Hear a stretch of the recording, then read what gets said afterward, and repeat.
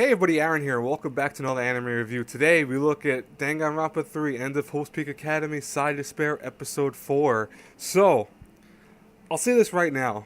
You know, in the Monday series, which is the Danganronpa 3, End of Peak Academy, that series is essentially I want to say, continuing story arc, right? The end of the actual series main characters, Nagito and all that. And this is, of course, the prequel to sorts of Danganronpa 2, which also leads into Danganronpa 3, if that makes sense. Now, my issue with the one on Monday was that they had several characters in there that seemed like they had no purpose whatsoever. They were more so just kind of filler arc story. And I was wondering, when are they going to get their time to shine? When are they going to say anything about them? Are they really that important?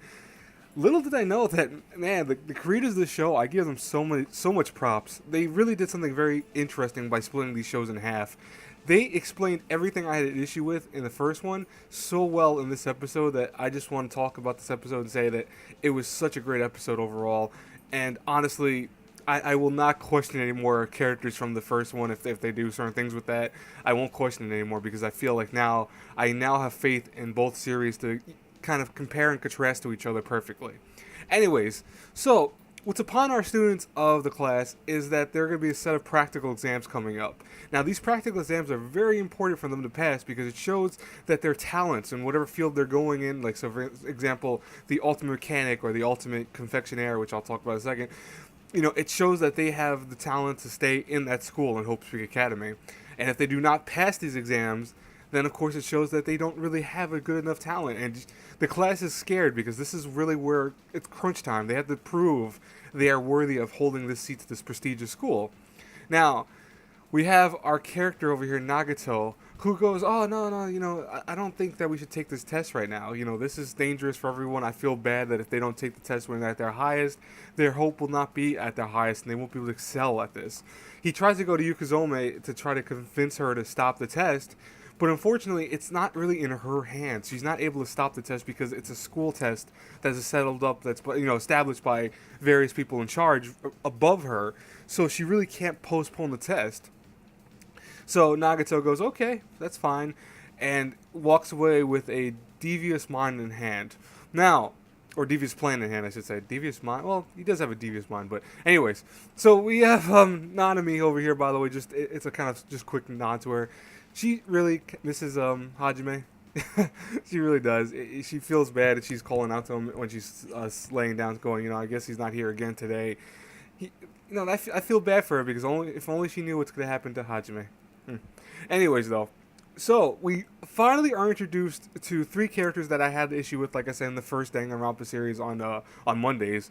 And that is Psycho, who's the advanced level pharmacist. She's the one creating all the quirky experiment stuff. She was the one who created this experiment for the ultimate cook. The ultimate cook's thing that he did that everyone got high off of, like, pheromones and stuff like that. That was made by her. She is a weirdo when it comes to making kind of injections and all these other things. But we knew about her in the first series more so because she took it something that made her super powerful, and apparently she had issues with these other two characters, which I'm about to show on screen, which we have the ultimate confectioner, Ruruka, and the super high school level blacksmith, Sonosuke? I'm going to say Sonosuke. And these two and her apparently have some history like they showed in the first part, and now we understand in this episode what that history entails exactly. So they are going to her not for a favor per se, but to demand of her something that she could use to make in her confection art, which is for the practical exams, to make it so that the food will taste 10 times better. Now at the same time, Nagito is there, and he asked for something that was a laxative, quote unquote. It was probably for something very different. I'm gonna say that right now. It was a little something different. But he was asking for a laxative, and she tells him, "Oh yeah, go to the back of the shelf and look for it on the right. It's at the top right." She's very specific about that top right. He gets there. He sees two things on the top right. He sees a animator and a reanimator, and what he ends up doing is, in the process, he falls back and catches both of them, but forgets which one was on the farthest right of the two. And of course, he takes the wrong one. Now, why this is important is because the other two are looking for a similar thing, which is one of those two that he had, and they take the wrong one. So right there already, you kind of know what's about to happen. You know, it's very simple, it's very cliche, but it works out very perfectly for this.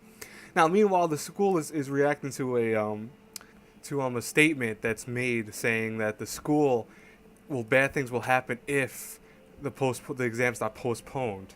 Now, we don't officially know what that is yet until the screen zooms in on something else, and it looks like some types of devices were planted around the school, and that is definitely going to be an issue with the class in general, but it's also going to be an issue with several of the characters that are going to get involved in this, unfortunately, and that's just how it's about to go down.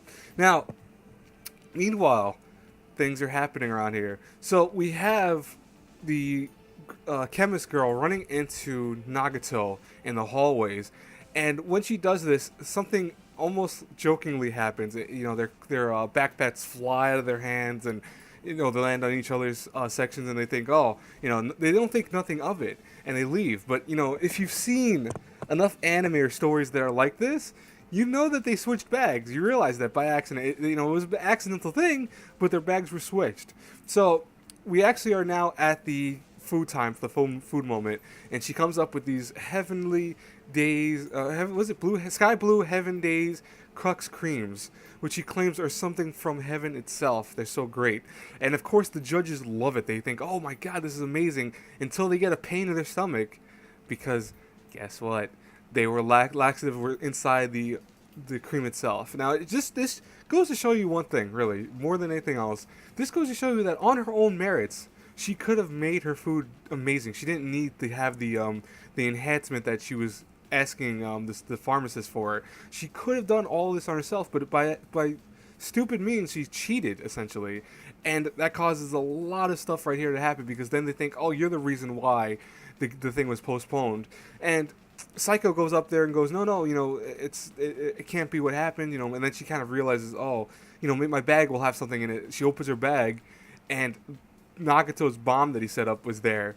And meanwhile, you're seeing Nagito in the other courtyard, and he drops one of the liquids, which actually makes a little tiny dog grow to like a huge giant. And he goes, oh, I must have took her bag by accident. Well, that's weird. And this causes a whole slew of things to happen from here on point. You have the three that I was talking about, get into a fight with each other.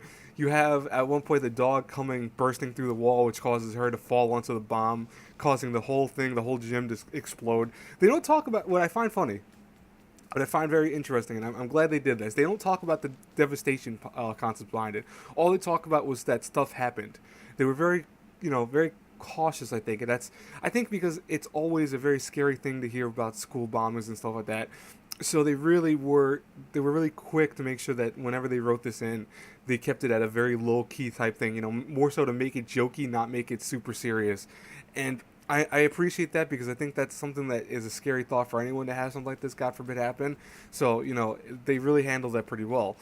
But what I find funny is that all three of them are, guess what, expelled. You have the chemist, the confectioner, and the blacksmith all expelled, thus explaining why they have so much issue with one another in the first story, of course, but even more so, why it's ironic that they claim that the girl, the confectioner, thinks, oh yeah, we were friends at one time, weren't we? They weren't never friends. She even said during the thing that we weren't friends. So that goes to show you just that she's just more about winning, and she was about cheating.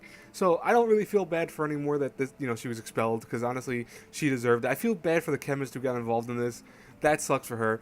Nagito gets off scot-free, because here's the thing, his ultimate luck, he thought for a second was ultimate unlucky for a moment, but he realizes his luck actually puts him in this kind of spot where all this stuff is not linked to him. It's all linked to them, those three. He is only like a bystander now with this, that he was involved in it, but more so because his action didn't lead to the end result. They decide, you know what, let's just suspend him. Screw it, we'll just suspend him. We'll keep his luck. His luck is very important because of how lucky this situation is. That's crazy. That really goes to show you Nagito might not be, the ultimate unlucky student he thinks later on in the series, but he really might be the ultimate lucky student, honestly. But, Yukazome gets a kind of raw end of the deal where she feels like she's responsible, and they do hold her to some responsibility. They say, it's not per se all your fault for letting one of your students do this, but you know, you have to take responsibility. So what they do is they end up taking her away from the class, from her current class, and they put her, unfortunately, in the reserve course class, and that really causes the students of her class to feel bad. You could see how much they love her. They start crying at one point, and several of the students are pissed off that this is happening to her, and they even get pissed off at Nagito for his action and involvement. But she tries to tell him, "Hey, listen, he did that for you guys. Remember that. He didn't do that for himself. He did that for all of you to protect you and to help you out. So don't hate him." So they kind of, I think, realize that. Now there is an end scene after the credits, which has her, going to the reserve course. And obviously that's going to mean some interesting stuff to follow, but I don't know what exactly they intended too much by the end scene, because we already knew what was going to happen. But it's definitely was there, so it's very curious what's going to be happening. Anyways, guys and girls, though, I hope you all enjoy this. I'm sorry, by the way, it was kind of uploaded really late today. I actually fell asleep. I know there's no excuse for that, but I was tired, so I went to sleep, and I couldn't actually put this up when it came out, so I do apologize for that again. But anyways, I will talk to you all later. As always, hit that like button, subscribe button, share button. You know the whole nine. Bye-bye, everyone.